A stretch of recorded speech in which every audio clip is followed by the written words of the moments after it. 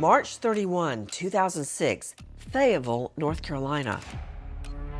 This was a out-of-the-blue stranger rape. This attack is not an isolated incident. Soon, more sex assaults are reported along the very same street. We definitely had a serial rapist. We knew that he was entering homes. He was watching people before he identified them as the victims. Despite countless hours of police work and public surveillance, no breakthrough. Victims and the community alike trapped in fear. I didn't know who he was. I didn't know where he was. You know, was he going to look at my license and say, okay, I'm going to go get her? He said he was going to find out if I contacted authorities, that he would find out and kill both my daughter and myself. This is the story of the hunt for a serial sex predator whose victims live in a nightmare of fear while he is out roaming free. I'm Nancy Grace. This is Bloodline Detectives.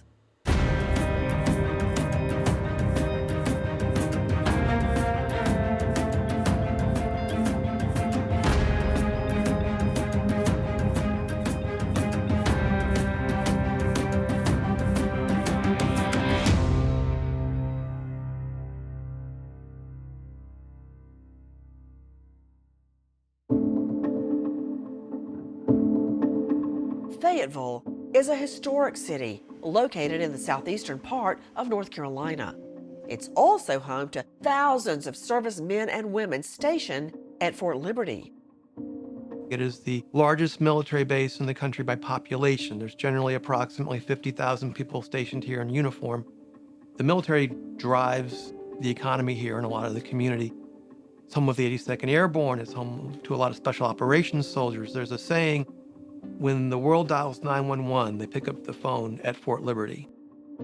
It's grown quite a bit in the past few years or so. Got a lot to do here. Have baseball team, a lot of restaurants, movies, outdoor theater, things of that nature. 2 hours from the beach, 4 hours from the mountain. You can't go wrong there. Beginning on March 31, 2006, this peaceful and beautiful city is rocked by a series of brutal sex attacks, all concentrated along one street, North Ramsey Street. The first of these attacks occurs when a woman is horribly raped at her own apartment. The victim was inside the shower. She got out of the shower, and the suspect was in her bedroom. Not sure how he got in. There was no signs of forced entry, but he basically forced her onto the bed and sexually assaulted her. Afterwards, he told her to wait at least 5 minutes before she called for help. She was a juvenile at the time because the juvenile detectives, they were very private about the cases that came into juvenile.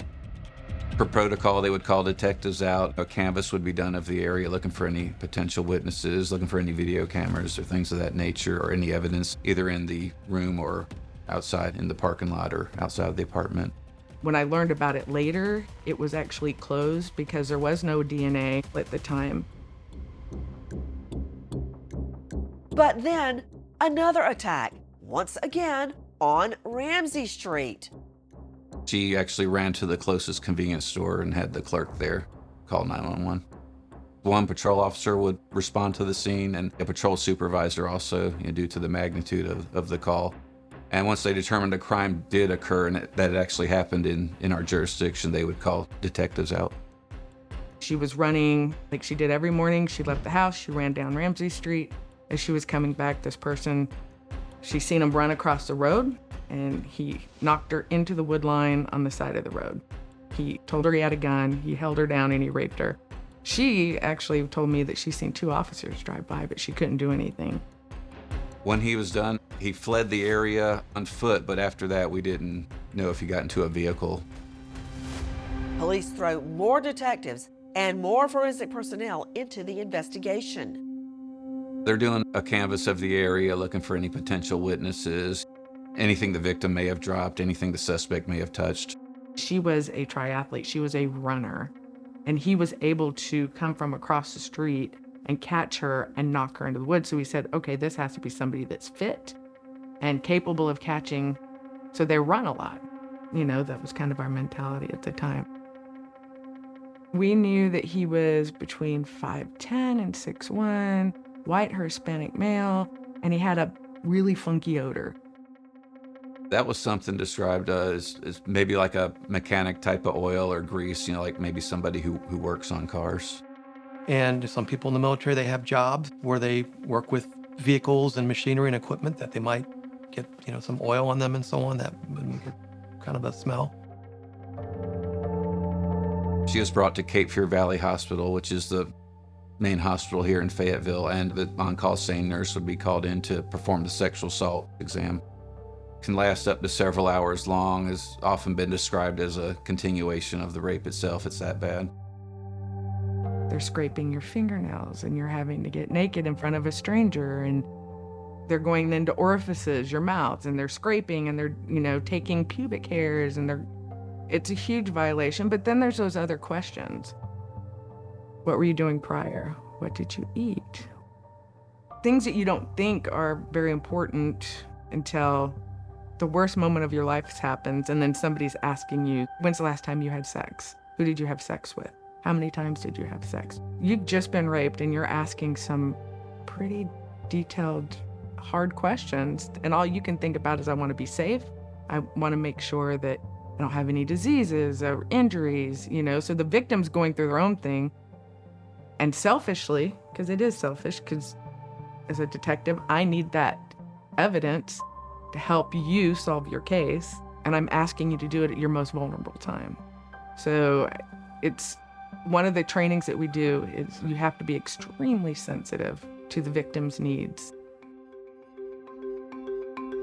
Samples from the same rape kit are then taken to the Fayetteville Crime Lab for testing.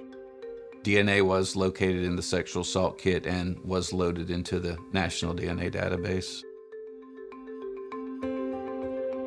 CODIS is a software that searches law enforcement databases for a match to a DNA profile from a crime scene. So if somebody has had their DNA collected when they've been arrested or convicted of a crime, they will get that match. And that is enough to arrest somebody. But if somebody has never had their DNA taken during an arrest or after they've been convicted of a crime, then CODIS isn't going to find a match. There is no match in CODIS, the National DNA Databank. Detectives examined the previous attack on Ramsey Street. Lieutenant Summerdike was able to find some evidence, some sheets and stuff that were in our evidence room, and tested them for DNA that it matched these cases. Then, 6 months later, February 2007, the rapist strikes again. This time, it's a middle-aged woman in her apartment building just off Ramsey Street. The victim again was home, alone, sleeping. Suspect broke in, sexually assaulted her. They were able to get DNA from the assault, and they put it in their database, and they discovered that there had been a match from another crime in Harnett County, which is a neighboring county just north of Cumberland County, just north of Fayetteville. And Ramsey Street is the road to Harnett County. When we reached out to Harnett County, they had been into this one particular neighborhood 30, 40, 50 times in a month. They just constantly being called, described him as a male, light skin, again, 5'9", 5'10" to 6 foot. And it just so happened a deputy that'd been out there multiple times was just frustrated, and he just got a swab and swabbed the window and put it in his trunk. And a week before this case, he actually put it in, and that's how we got the match. So we knew that the offender had been up in Harnett County peeping.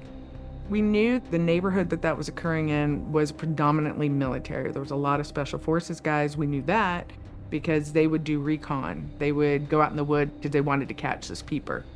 And then they never had any incidents when they were out in the woods watching. So they thought, okay, he has to be a military guy because he knows what we're doing. Maybe he worked on airlines or helicopters because he had that oil smell to him. But then we thought maybe he's a mechanic. The net of the serial rapist grows wider, so Fayetteville police create a multi-agency team to fight back. They joined forces with nearby agencies to broaden the investigation.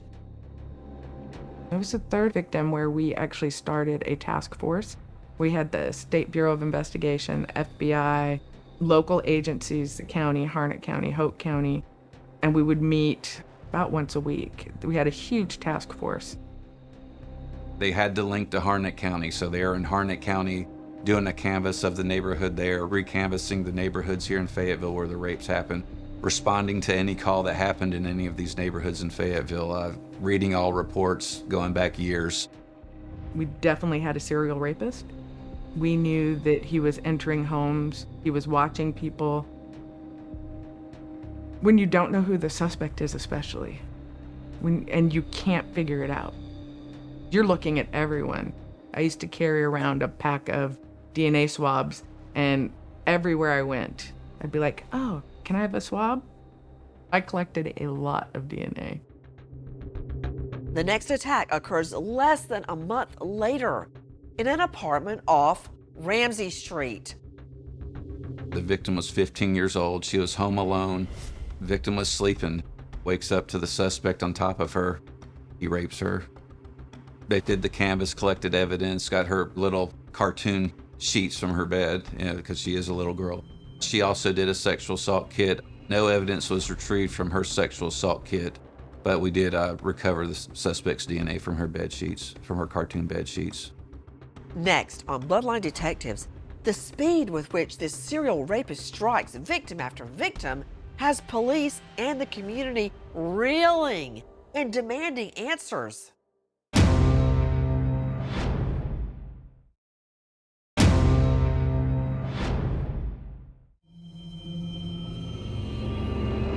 Fayetteville, North Carolina, 2007.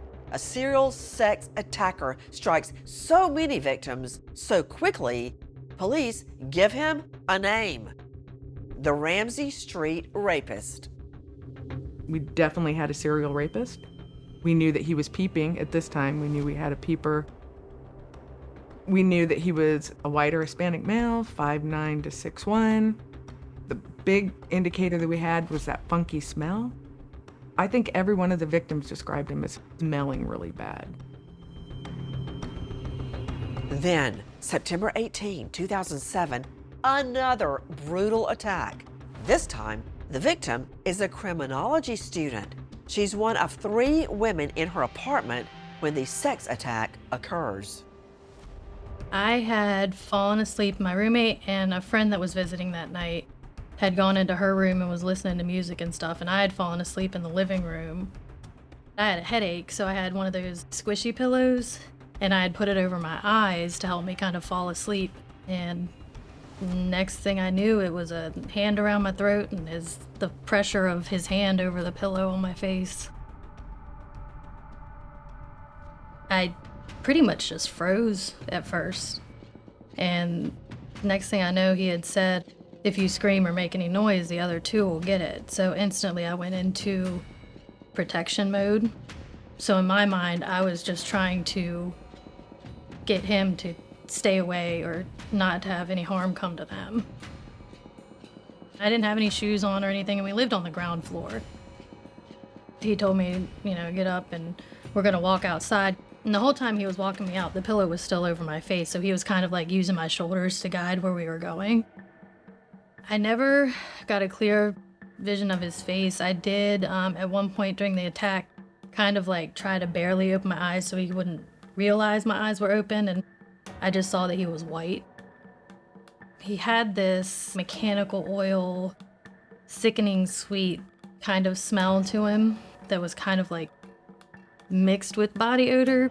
It was, I don't know, it's really hard to describe. He had walked me out into an open field, and that's where part of the attack happened. I think something spooked him when we were out in the field, and then he walked me back up to our back porch area, and that's where he finished the attack. And then he told me to go back inside and to make sure I locked the door behind me that time. He said, don't call the police, I'll know if you do.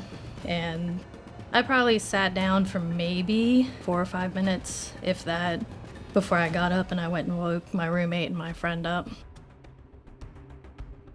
I don't remember like details. I do remember they got me up and put me in the ambulance and took me to the hospital, and my roommate rode to the hospital with me. It kind of was how a lot of women say, like, being violated all over again.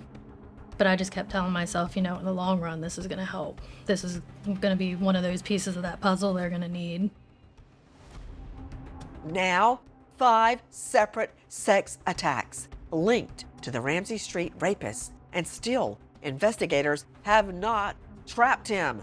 Victims living in fear, knowing he's still prowling the area.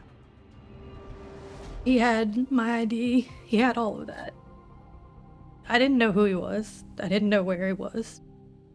Was he gonna look at my license and say, okay, I'm gonna go get her to make sure she, doesn't run her mouth or can't find me? Even today, I'm way more hyper aware of my surroundings. In the very beginning, if I went anywhere, it was not by myself, and I had at least one or two other people with me. January 2008, only 4 months after the last sex attack, there's another assault on Ramsey Street. This victim is a 29-year-old military wife at home with her 2 young children. I had worked the day before, and I remember just being exhausted, and the little one, I remember putting him to bed, and then my 3-year-old, she and I fell asleep on the couch in the living room. And I woke up at one point and picked her up and put her in her bedroom on her bed. She was afraid to sleep in the dark, so I made sure that the hallway light and her bedroom light stayed on. And then I watched TV for a little bit, and then turned off the TV, and I just fell asleep on the couch. For a split moment, I thought maybe my husband had come home from his deployment at the time he was deployed overseas.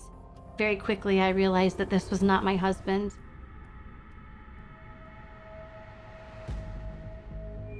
I was woken up with someone covering my eyes and covering my mouth and telling me to get up and get up now and listen to them and do what they tell me to do so that they don't hurt me or my children. Actually, he said my daughter, because literally you could see her room because the light was on.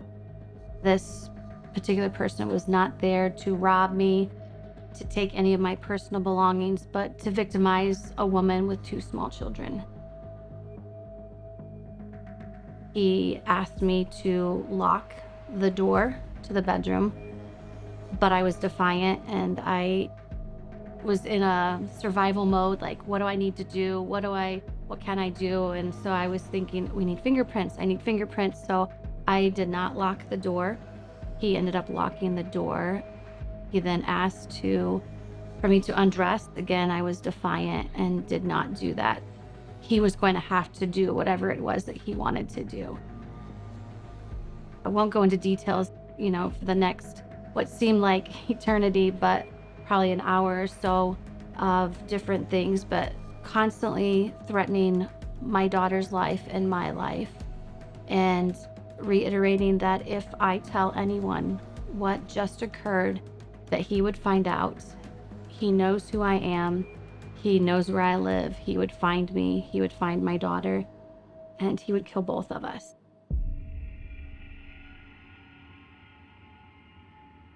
For a split second, I thought about not reporting what had just happened. But I thought of my daughter, and I thought of my husband, and I thought of just everybody. Like, this is not right, and I have to do something. I called the authorities and reported what had just happened to me. I never saw his face. He had a hoodie on, and he had it cinched so that I could not see his face.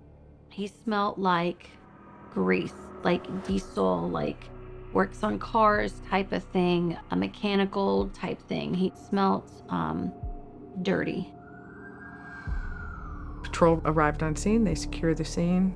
They contact forensics, our ID techs and detectives, who one will go to the hospital. They'll try to talk to the victim, and one will go to the site and they'll start processing the scene, looking for evidence. In this case, they processed the doors and the windows and the bedroom, and then she was taken to the hospital and given a rape kit. Fayetteville Police Department poured a lot of resources into that area after the last rape. I mean, they were doing undercover patrols, foot patrols. They had a vacant apartment they were using as a decoy apartment to maybe lure the suspect in to attempt to rape the undercover officer.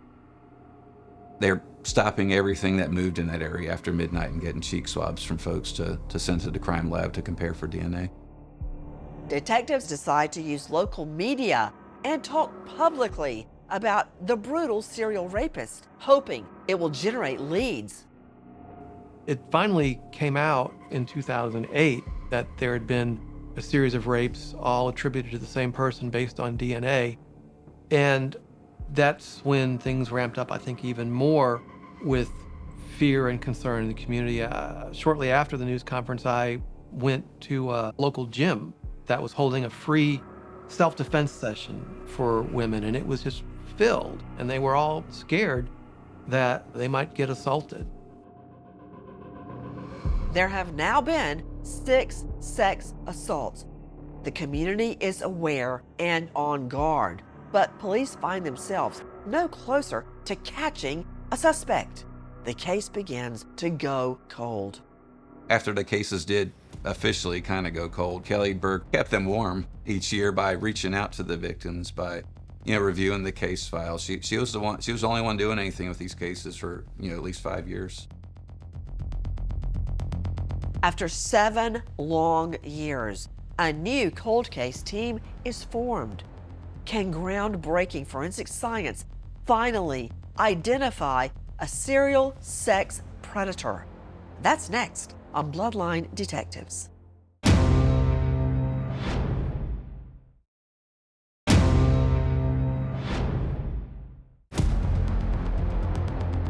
Fayetteville, North Carolina, 2013. A team of cold case detectives tried to identify a serial rapist responsible for a series of 6 known sex attacks committed between 2006 and 2008. Kelly Berg was one of my sergeants for 2 weeks, and then she got transferred out. And when she got transferred out, she lugged all these black books, these case files for these Ramsey Street cases. She made sure I wasn't going to forget about them. She didn't want anybody forgetting about them. At this time, a breakthrough forensic technology emerges called DNA phenotyping. This revolutionary new method offers a clearer profile of the attacker by actually providing a visual image. It can bring detectives one step closer to uncovering the predator's identity. Fayetteville Police Department contacted Parabon to request a snapshot phenotype analysis. This analysis would predict the person's traits who is responsible for these terrible attacks. And then in July 2016, Parabon delivered the snapshot phenotype image and predictions to Fayetteville Police Department. So it did confirm our suspect was of European ancestry. We weren't 100% sure because one of the victims said he may be Hispanic just because of his complexion. So it cleared that up, but also, he predicted that his eye color was going to be brownish or hazel, predicted his hair color was going to be brown or black, and predicted maybe slight freckling, and predicted the face shape. So that automatically helps narrow down your suspect pool with the Fayetteville area at least by half. I actually drove down to Fayetteville that weekend to look at the pictures. I actually almost kind of felt guilty because when I looked at them, it didn't spark any kind of memory. It didn't, but again, I never really saw his face. I guess a small part of me was really hoping that when I saw the picture, I could be like, oh yeah, I know him from, and it didn't. So it was a little disappointing. They then released that image and description to the public, hoping to generate tips. These are the handcuffs that are going on the Ramsey Street suspect on his last day of freedom. I can only hope that he's going to see this telecast, because my message to him is, you need to be worried, You need to be looking over your shoulder because we're coming for you. And I'm gonna do everything I can to see you rot in prison. As far as leads go, we got dozens of leads immediately. But in this case, it did not lead to the identity of the Ramsey Street rapist. Detectives find all the leads dry up again. They need another scientific breakthrough. When we return to Bloodline Detectives, we find out if they get one.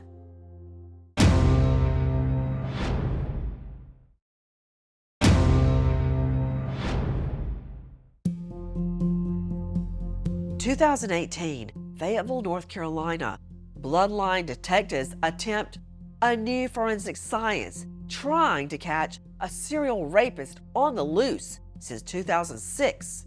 It still has not produced a suspect, but now they seek out another new forensic weapon, investigative genetic genealogy. Investigative genetic genealogy is using traditional genealogy and DNA in order to help law enforcement identify violent criminals and unknown deceased individuals.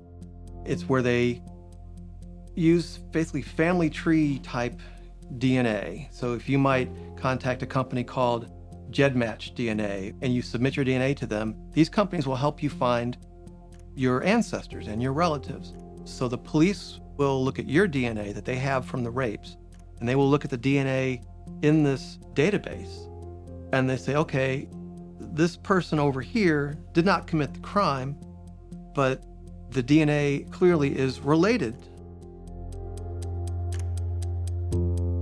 In 2018, when I joined forces with Parabon, we reached out to Fayetteville Police Department to offer to perform genetic genealogy on their case. The good thing with that, they already had that profile from the phenotyping, so we could skip that step and they could get right on it, which increased the turnaround with our results. Because the DNA had already been analyzed for the snapshot phenotyping, all we had to do was upload that file to GEDmatch to see if we could get any strong matches in that database. And when I saw that match list, I just couldn't believe it. There was an individual who shared over 800 centimorgans of her DNA with the unknown Ramsey Street rapist. It took me a week or so to start working on the case. And once I did, I thought it was going to be very straightforward because we had this incredibly promising match. But it didn't turn out to be quite as simple as I thought. As I was trying to find somebody who fit the profile to be the Ramsey Street rapist in this family, I was coming up against a lot of challenges.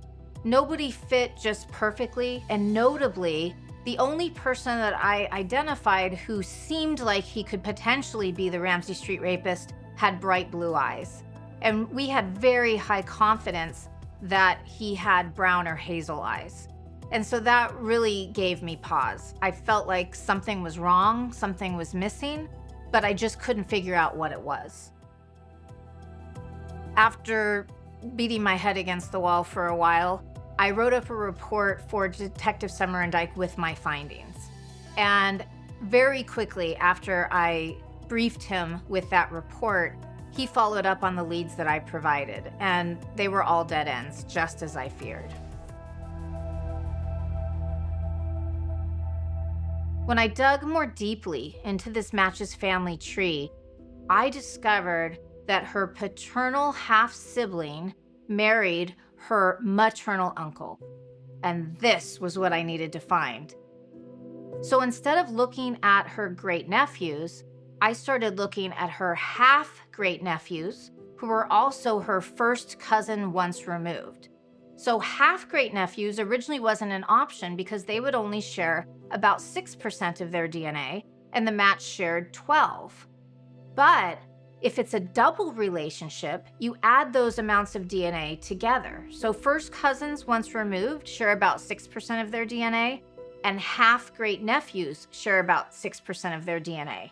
So 6 plus 6 equals 12. Aha! I just couldn't stop. I didn't sleep at all. I worked on it straight through. And it was 2 a.m. when I finally found him. I came upon the person who fit everything perfectly, and that was Daryl Wayne Bowden. I just couldn't wait. I'm on the West Coast, the detectives were on the East Coast, and I thought, well, maybe he'll be up. It's 5 a.m. his time.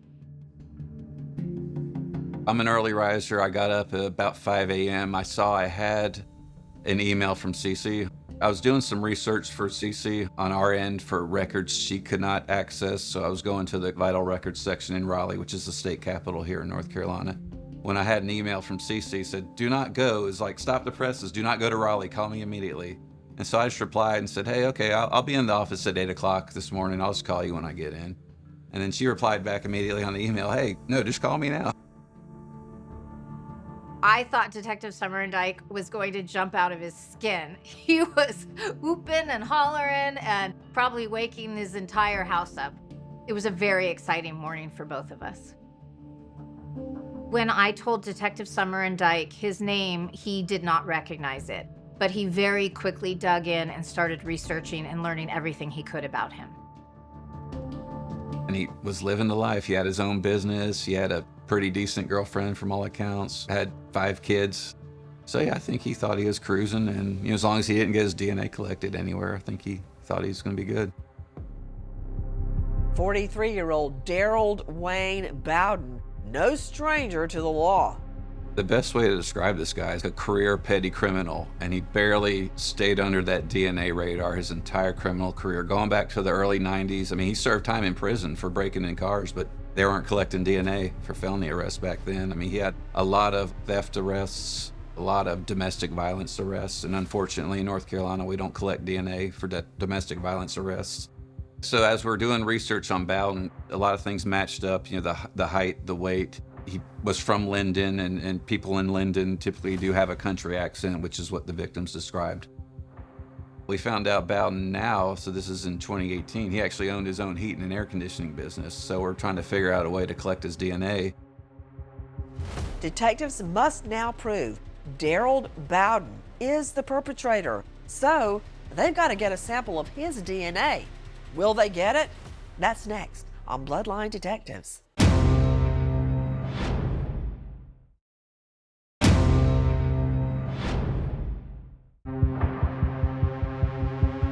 Fayetteville, North Carolina, 2018. Detectives believe they have finally identified a serial sex predator. His name, Daryl Wayne Bowden.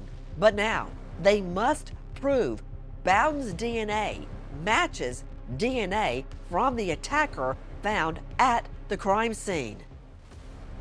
The genetic genealogy report, that's basically all it is. It's like a Crime Stoppers tip. You still have to do an independent police investigation. You have to lawfully obtain that person's DNA if justified, and get that DNA match, that one-on-one DNA match at your state crime lab.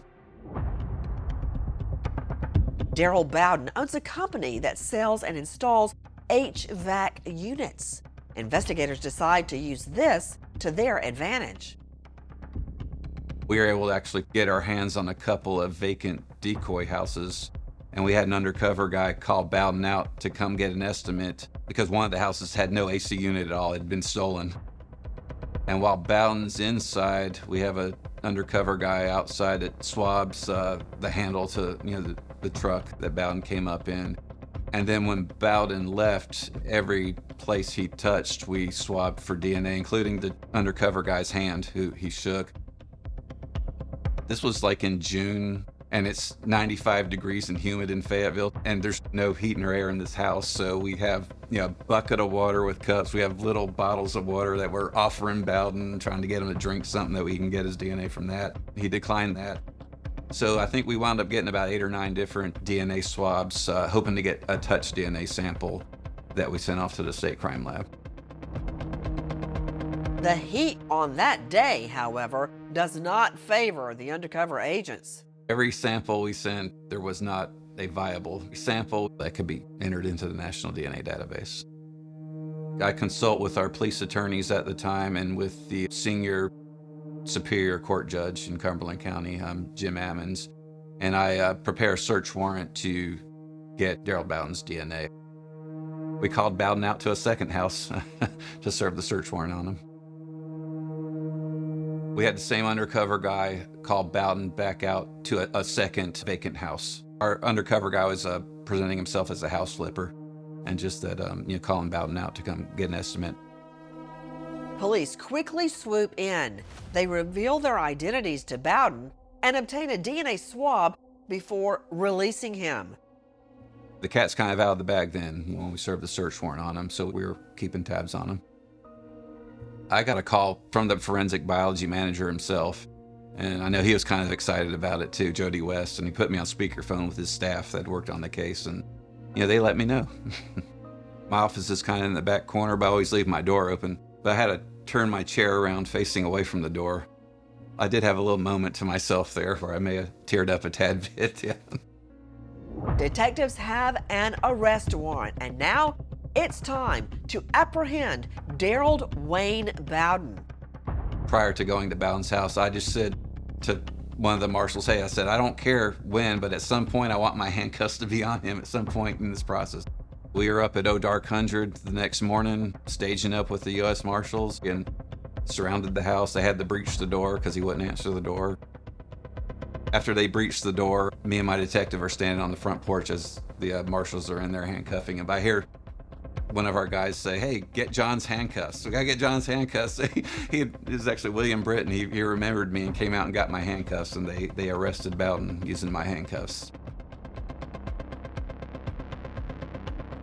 Daryl was arrested in his own home, and he was photographed at the time of his arrest shirtless, and that revealed that he had a large swastika tattoo, which just reinforced my feeling about this disgusting individual.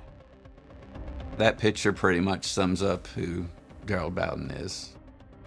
Swastika, prison tattoo, just terrible person. Yeah, who gets that? Lieutenant Summerendike wastes no time telling the victims the news they've waited for so long. He didn't even say hello or anything. Just instantly he was like, we got him. And I collapsed. I mean, I started crying. I was smiling. It was almost instantly like this huge weight had just lifted. I just remember crying, and I couldn't believe it. Because I really wasn't sure if that call would ever come. After so many years of it, just not hearing anything. And the weight that I had on my shoulder that I didn't even realize I had was gone. It was like a year and a half, almost 2 years of waiting. And it was probably not even a month before we were supposed to start the trial that I got a call that said he had decided he wanted to take a plea deal.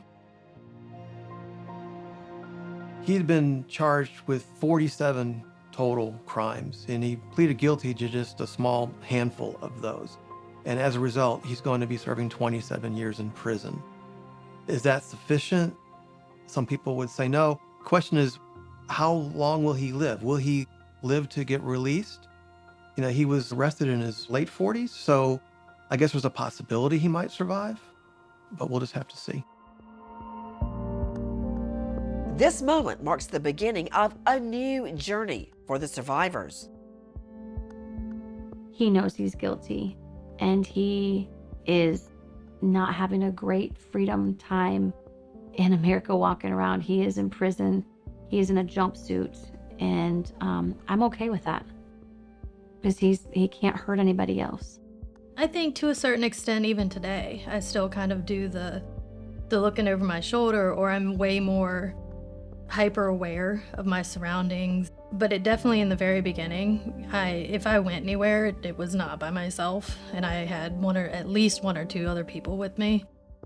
It was incredibly profound to hear Kobe's story from her personally. I had never been able to talk to one of the victims in the cases I was involved in because they were all deceased. And she really drove home to me how they carry this terrible burden with them after a violent crime, and especially if they don't know who the perpetrator was. And she described to me, always wondering, looking over your shoulder, wondering if that person is around, and not even wanting to leave her home, and how she felt like her life just stopped at that moment. And then she expressed her appreciation for my work and told me what investigative genetic genealogy had done for her and how much it meant to her to finally have a name and a face to connect to her attacker. For the brave survivors of Darrell Bowden, it's time to find a path forward, knowing he is no longer a threat to them. The bravery of these victims through their own individual nightmares that last for years, it's an inspiration. I'm Nancy Grace, and I want to thank you for joining us here on Bloodline Detectives.